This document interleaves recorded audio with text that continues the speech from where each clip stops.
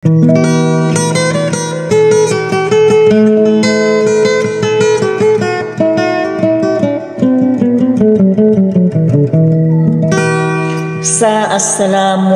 warahmatullahi taala wabarakatuh. Sa pangnintan usikula sa kunari sa mga pamamanaw sa lam na nakalilintad na buka pipiya ginawa.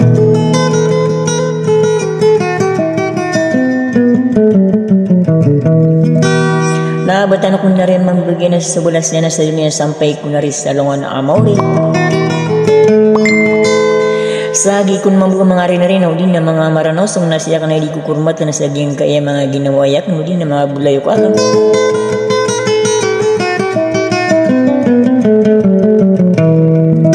Paganirong ko na rin aging kaya rin ka na si Princess sa Bibilag.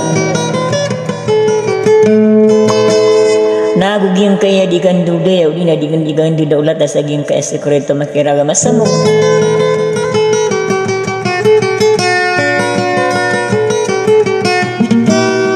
Nagugyang kutu kapangan ng ina di ka sinuri kukurmat sa aging kaya si Princess Kyra. Andang ko na rin kalalangitan na si Kuing Aranian di nailano yan da sa lawa ko pero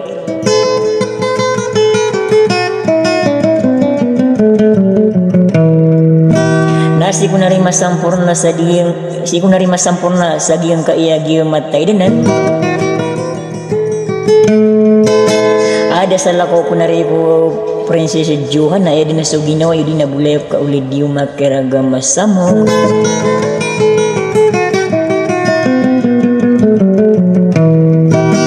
Sa tiga ka natin una kinasesagyan ka sakat na pamamakin ganyan sa tutang kanyubod na sa sudi sakat na wassalam.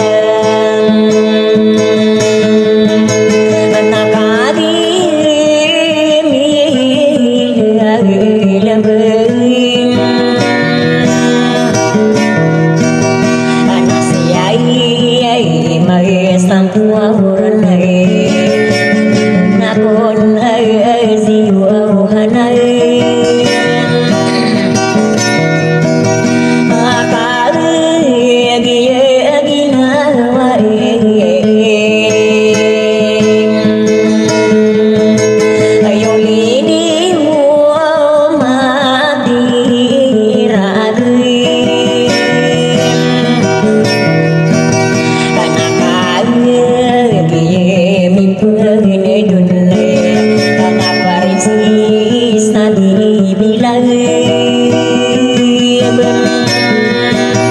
anak waso